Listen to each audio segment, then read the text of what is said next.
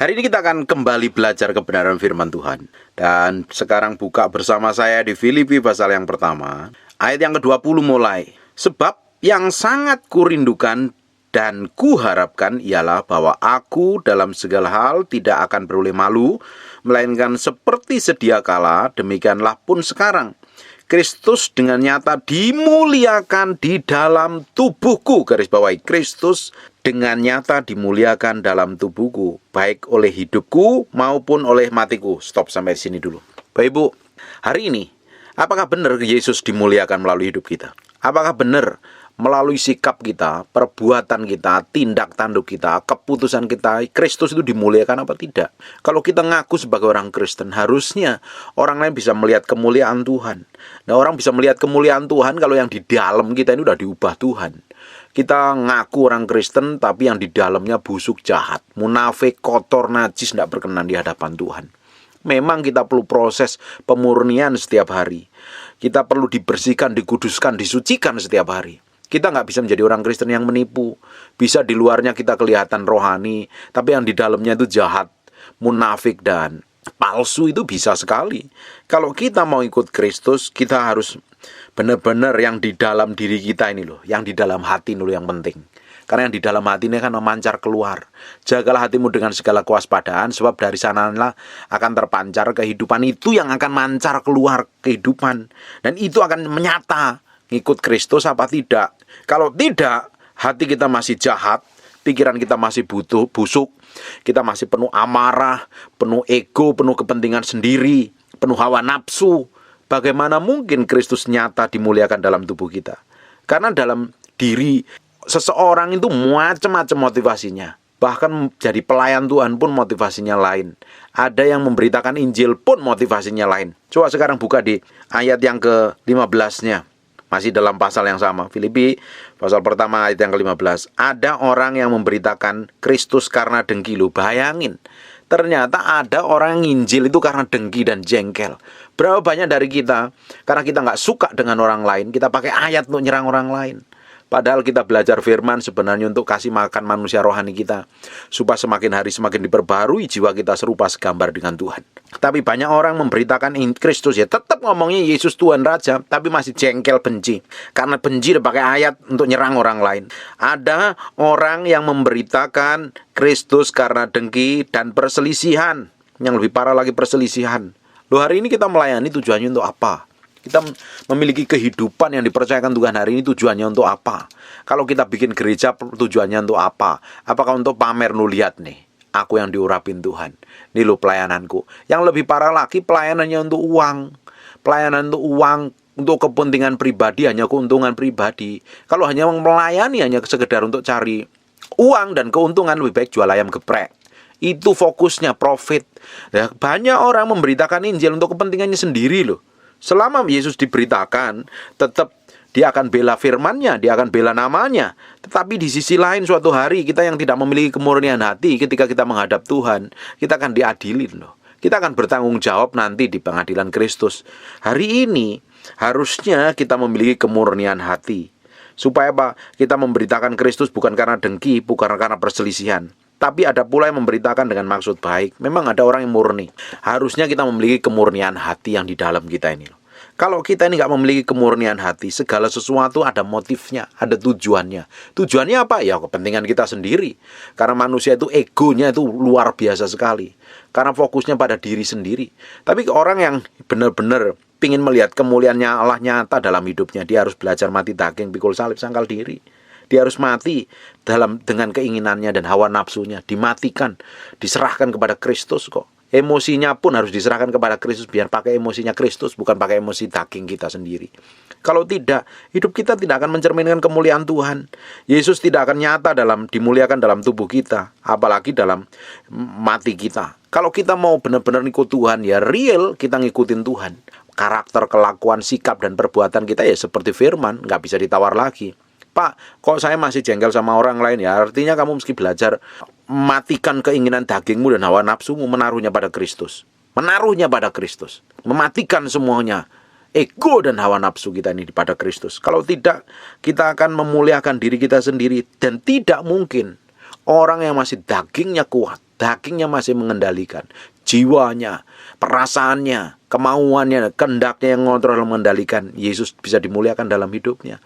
Malah jadi batu sandungan yang ada. Berapa banyak dari orang Kristen yang ngakunya pelayanan, ngakunya cinta Tuhan, ngakunya sudah rajin berdoa, doa fajar, doa pagi, doa petang, doa malam, tapi praktek hidupnya tidak mencerminkan kemuliaan Tuhan. Tidak bisa terlihat Kristus yang nyata dalam hidupnya. Jadi batu sandungan buat orang lain. Keluarganya kacau, anak-anaknya berantakan, keluarganya berantakan, ribut sana sini, jadi batu sandungan. Itu bukti bahwa hidup kita tidak mencerminkan Kristus. Tidak nyata kemuliaannya dinyatakan dalam kehidupan kita. Kalau kita mau ikut Tuhan, tuh orang itu bisa mencicipi kemuliaan Tuhan melalui hidup kita. Karena kita belajar pikul salib sangkal diri, belajar segala tindakan kita, keputusan kita itu berjalan seperti apa yang Tuhan mau, bukan mau kita sendiri. Harusnya perjalanan kita dengan Kristus setiap hari, semakin banyak dengar firman, dengar pengkhotbah, dengar ikut ibadah online mau onsite, harusnya bertahun-tahun jadi orang Kristen, ya karaktermu harusnya berubah. Tapi kalau hari ini nggak berubah, masih tetap sama terus, emosinya meledak-meledak, memarahnya memuncak, nggak bisa mengendalikan diri, kepahitan, benci, dendam. Bagaimana mungkin orang melihat Kristus? Melihat karakter iblis yang ada. Kita harus berbeda. Kalau kita mau ikut Tuhan, karakter kita beda. Jangan sama dengan orang dunia, harus berbeda. Kalau karaktermu sama dengan orang dunia, apa bedanya? Orang nggak bisa melihat, oh benar ya pengikut Kristus itu seperti ini. Kata Kristen itu artinya Christ-like. Kata Kristen pertama kali disebut di Antioquia. Kenapa disebut Kristen? Karena orang-orang ngikutin gaya hidupnya Yesus, kelakuannya Yesus, perkataannya Yesus, perbuatannya Yesus. Orang Kristen hari ini ikut Kristen karena KTP-nya Kristen. Kalau nggak KTP-nya Kristen nanti nggak bisa nikah. Banyak susah urusannya. Ya, pengikut Kristen harus sekedar KTP saja, ya buat apa? Pengikut Kristen itu karakter, kelakuan, sikap, dan perbuatan kita loh mencerminkan Kristus. Saya menemukan banyak orang Kristen yang ngaku Kristen nggak ngerti firman, nggak pernah baca firman, tapi ngaku Kristen. Bagaimana mungkin hidup kita mencerminkan kemuliaan Tuhan? Orang kita nggak ngerti firman, kita nggak belajar firman, kita nggak merenungkan firman. Bagaimana mungkin tindakan, ucapan, perkataan kita seperti firman?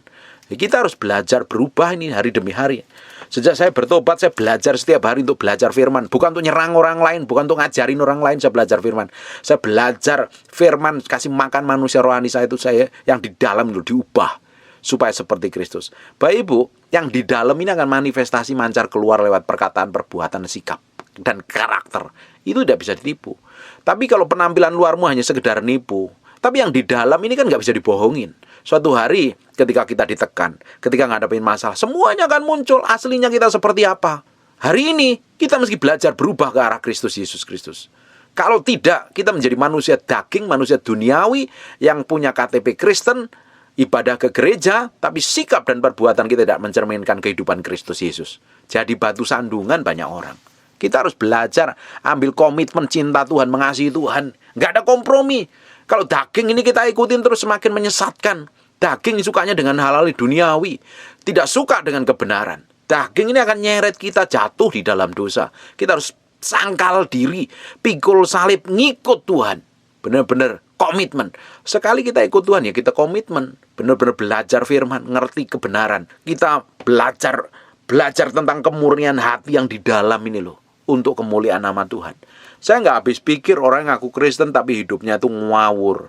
Hidupnya ngaco. Hidupnya berantakan. Bagaimana mungkin dia ngaku Kristen tapi hidupnya berantakan? Bukankah orang yang semakin nyembah Yesus semakin dekat dengan Tuhan? Karakternya seperti Tuhan. Bagaimana mungkin orang yang nyembah Tuhan tapi hidup masih dalam dosa, memikirkan hal yang najis dan kotor? Bagaimana mungkin? Saya nggak habis pikir. Bisa loh fisiknya ngomong Yesus tapi kelakuannya bertolak belakang dengan perbuatan kebenaran firman Tuhan. Hari ini kalau kau dengar firman ini ambil keputusan untuk berubah, masih beri kesempatan. Masih diberi kesempatan. Ayat ke-21. Karena bagiku hidup adalah Kristus dan mati adalah keuntungan. Kalau aku hidup hari ini adalah Kristus, mencerminkan kemuliaan Tuhan.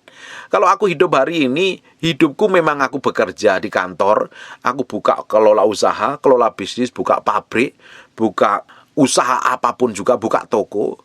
Tetapi hatiku dulu milik Kristus. Bagiku hidup adalah Kristus. Hidup adalah Kristus. mencerminkan dari semua tindakan, ucapan kita, perkataan kita, perbuatan kita harus mencerminkan Kristus yang manifestasi melalui hidup kita. Bapak Ibu bayangkan, kalau hidup kita ini sesuai dengan apa yang Tuhan mau, kita berjalan dengan ketetapan Tuhan, tindakan kita, keputusan kita sesuai dengan kebenaran firman, orang akan melihat Tuhan melalui hidup kita. Loh, hari ini kita ngambil keputusan sendiri, maunya sendiri, kepentingan kita sendiri, dipenuhi hawa nafsu, ego, kepentingan daging, kepuasan daging, keinginan mata, dan tiba-tiba kita ketemu Tuhan dan jerit-jerit sama Tuhan. Apakah Tuhan dengar? Tuhan tetap baik, tetap dengar loh. Sekalipun kita ini ngawur hidupnya, ngaco seperti orang duniawi, tetapi agama kita Kristen, kelakuan kita nggak mencerminkan kehidupan Tuhan. Ketika kita hancur, kita datang kepada Tuhan. Tuhan tuh sanggup memulihkan, Tuhan masih terima. Selama kasih karunia masih tersedia, Tuhan sanggup memulihkan hidup kita.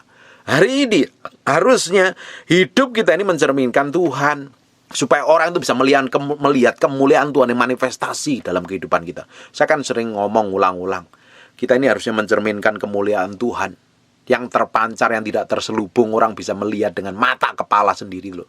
Bisa melihat bahwa kemuliaan Tuhan itu memancar dari kehidupan kita lewat perbuatan, sikap, karakter kita.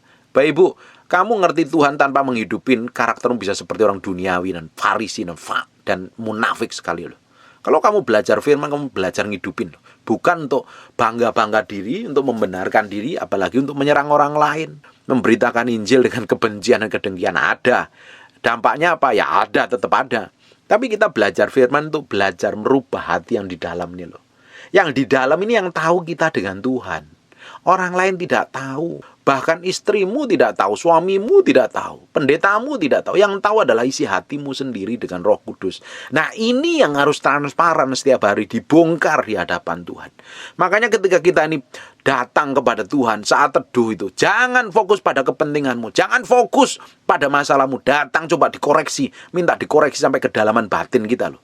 Kalau ada kebusukan, kenajisan, kekotoran yang tidak berkenan di hadapan Tuhan, minta dicabut, diberesin dulu yang di dalam ini loh.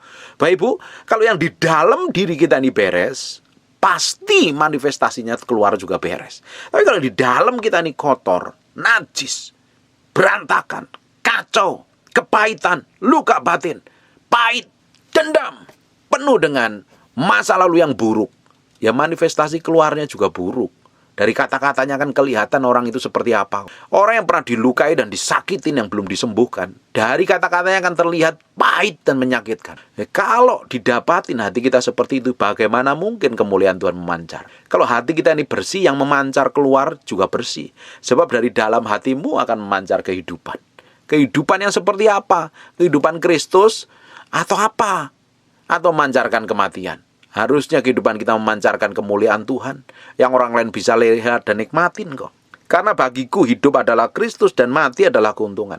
Kalau aku mati hari ini, keuntungan buatku ketemu Yesus. Gak perlu takut orang Kristen kok takut mati. Mati hari ini, ketemu Tuhan, kita gak perlu merem-merem bayangin doa bayangin Yesus. Langsung ketemu pribadinya Yesus, pencipta langit dan bumi. Kita ketemu dan sembah Dia. Tapi yang jadi masalahnya kan kita belum mati hari ini. Kita masih diberi napas. Kita masih punya tanggung jawab yang harus kita kerjakan. Lalu selama kita masih bernapas dan masih hidup, masih bisa makan, artinya ada pekerjaan yang harus kita kerjakan. Ada bagian yang Tuhan tentukan dalam kehidupan kita yang harus kita lakukan. Kalau tidak, suatu hari kita akan didapati menjadi hamba yang tidak ada tanggung jawabnya sama sekali loh Bapak Ibu. Kita harus belajar berjalan seperti apa yang Tuhan mau.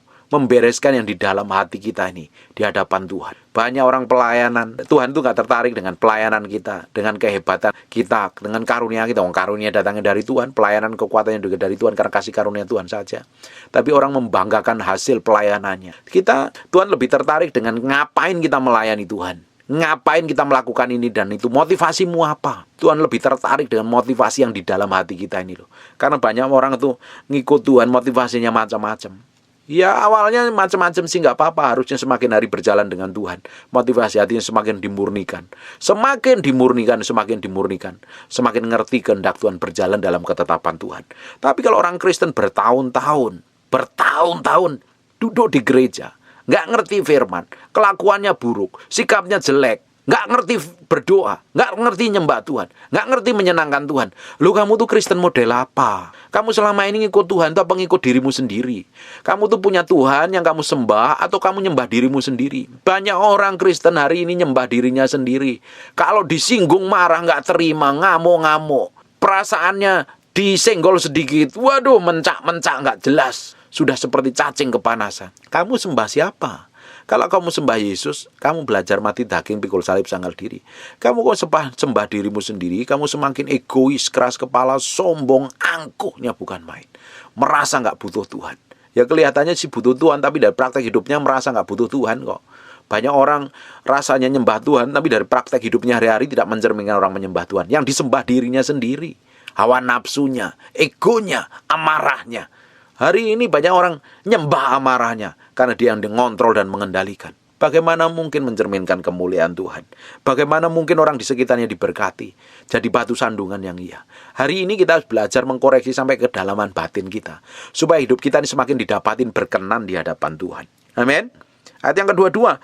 Tetapi jika aku harus hidup di dunia ini, kalau aku sampai hari ini hidup di dunia ini, kalau sampai hari ini kita dipercayakan hidup di dunia ini, bisa dengar saya ngomong, bisa makan, bisa nyetir mobil, bisa bekerja, bisa melakukan aktivitas apapun juga sampai hari ini, itu berarti bagiku bekerja memberi buah. Memberi buah. Hidup kita memberikan buah. Nah, hidup kita tidak akan menghasilkan buah seperti Galatia pasal 5, buah roh itu. Itu tidak akan bisa sampai kita ini bergaul dengan Roh Kudus. Buah roh itu manifestasi karena kita ini bekerja sama dengan Roh Kudus. Setiap hari bergaul, sikap tindakan kita mau dipimpin Roh Kudus. Kalau orang dipimpin daging yang menghasilkan buah-buah dari kedaginganmu sendiri. Tapi kalau engkau dipimpin Roh Kudus, bergaul dengan Tuhan, kamu bekerja sama semua tindakanmu, sikapmu, ucapanmu, keputusanmu. Apapun yang kita kerjakan, kita kerjasama dengan Roh Kudus. Tanya dengan Roh Kudus. Makanya Paulus ngomong, seringkali, aku ini menjadi tawanan roh. Kemana Roh Kudus menyuruh aku pergi, ya aku pergi. Bahkan disuruh ke Yerusalem. Siksaan deram akan menanti aku, tetap dijalanin. Karena apa? Dia mau jalan bersama Roh Kudus. Orang ikut Roh Kudus itu gak pilih-pilih. Dia Roh Kudus ngomong jalan apa, kebenaran, lakukan. Orang katanya mau ikut dipimpin Tuhan. Katanya mau melayani Tuhan. Katanya mau mengasihi Tuhan. Orang diminta untuk mengampuni aja beratnya minta ampun. Rasanya jerit-jeritan seperti berenang menyeberangi samudra raya. Bagaimana mungkin kamu bisa mau mengikuti Yesus? Yesus seringkali minta sesuatu. Roh Kudus seringkali bawa kita untuk belajar mematikan keinginan daging dan hawa nafsu kita. Yang diminta apa? Semua dari hidupmu diminta sama Tuhan. Semua yang kamu anggap berharga. Bisa saja itu emosi dan amarahmu. Bisa itu kedaginganmu. Bisa itu nafsu seksmu yang liar tidak terkontrol. Bisa saja itu kepahitan luka batinmu. Tuhan minta semuanya itu. Bahkan roh jiwa tubuhmu diminta jadi korban persembahan yang berkenan di hadapan Tuhan. Supaya apa? Kita itu bisa datang kepada Tuhan. Menyembah. Memberikan yang terbaik untuk Tuhan. Kalau kita masih pegang segala sesuatu yang menjadi penghalangnya, ya bagaimana kita bisa menikmati kemuliaan Tuhan? Bagaimana hidup kita menghasilkan buah? Orang yang hidupnya menghasilkan buah karena hidupnya mau dipimpin dan bekerja sama dengan Roh Kudus. Tidak heran kesabaran, kemurahan, kasih, sukacita, damai sejahtera mengalir dalam hidupnya. Itu karena dipimpin Roh Kudus, bukan dipimpin daging. Banyak orang ngaku Kristen, ngakunya dipimpin Roh Kudus, tapi manifestasinya dipimpin daging. Buruk, jahat, ketus, jelek, dan tak mencerminkan kemuliaan Tuhan. Hari ini harusnya hidup kita, hari ini harusnya bekerja untuk memberi buah. Harusnya selama Tuhan percayakan hidup kita sampai hari ini. Apapun itu, apapun yang kita kerjakan, apapun yang kita lakukan, harus tercermin kemuliaan Tuhan yang manifestasi melalui kehidupan kita. Melalui kehidupan kita. Supaya hidup kita semakin hari didapatin menyenangkan Tuhan. Sekarang buka di Markus pasal yang ke-7. Ayat yang ke-21. Sebab dari dalam hati orang timbul segala pikiran jahat, percabulan, pencurian, pembunuhan, perzinahan, keserakahan, kejahatan, kelicikan, hawa nafsu, iri hati, hujat, kesombongan, dan kebabalan. Semua hal-hal jahat ini timbul dari hati, dari dalam hati orang dan menajiskan orang. Ini loh yang perlu kita koreksi nih. Benar nggak masih ada yang kayak begini nih? Perbuatan daging kita. Dari pikiran yang jahat, mikirnya jelek, mikirnya buruk, mikirnya cabul, mikirnya ingin melukai dan menyakitin hati orang. Bapak Ibu, kalau yang di dalam hati kita ini isinya pikiran jahat aja, ketika disakitin pengen balas dendam, pengen melukai orang lain, pengen menyakitin orang lain. Hati-hati itu, perlu koreksi kamu, perlu datang kepada Tuhan tuh kalau dalam hatimu segala pikiran jahat itu. Percabulan, pikirannya kotor, najis, pencurian, pengen mencuri, pengen merugikan orang lain, pengen mengambil hak orang lain yang bukan menjadi haknya. Bisa mengambil suami orang, mencuri istri orang, mencuri harta orang lain, mencuri yang bukan menjadi bagianmu, kamu ambil. Pembunuhan sekarang tidak perlu membunuh dengan racun sianida atau pakai bom dan meriam. Cukup kamu membenci sesamamu, kamu adalah seorang pembunuh manusia di 1 Yohanes 3 yang ke-15. Kalau kamu membenci sesamamu, kamu adalah seorang pembunuh manusia. Bunuh nggak perlu pakai senjata. Kamu cukup pahit, benci, dendam, jengkel, nggak bisa mengampuni. Kamu sama dengan seorang pembunuh. Buka 1 Yohanes pasal yang ke-3 yang ke-15. Ini penting sekali. Perzinahan.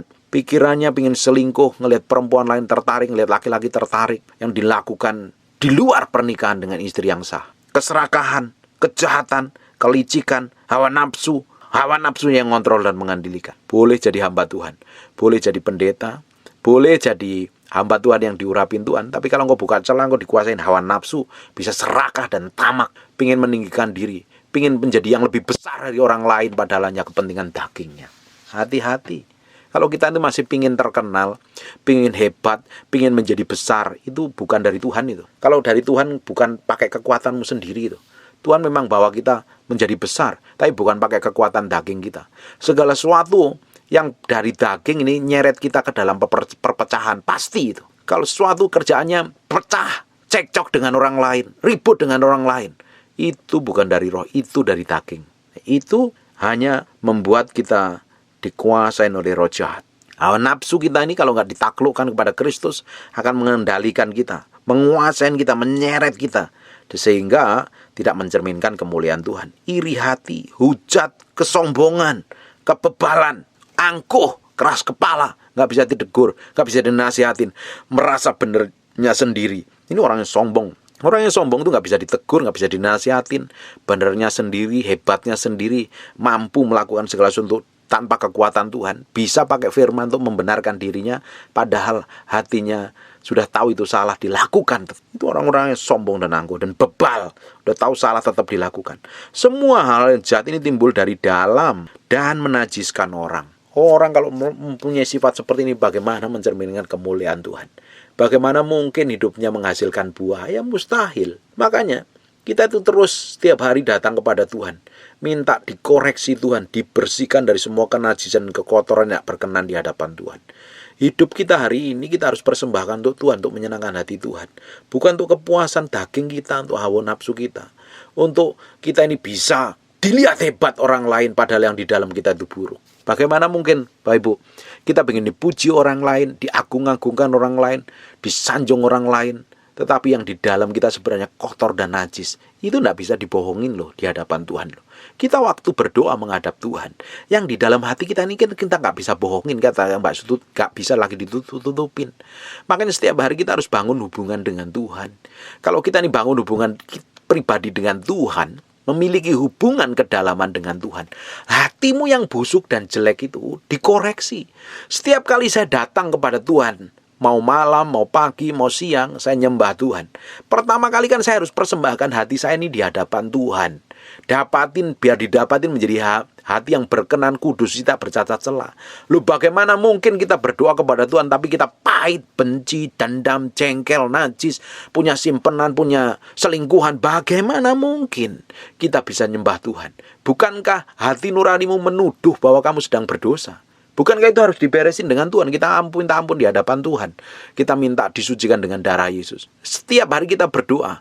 Setiap hari semakin kita bereskan hati kita di hadapan Tuhan, semakin Tuhan dapatin hati kita itu benar di hadapan Tuhan. Makanya saya nggak habis pikir kalau orang yang pelayanan ngakunya rajin doa, pagi, siang, petang, dan malam, tetapi hidupnya tidak mencerminkan kemuliaan Tuhan, itu palsu.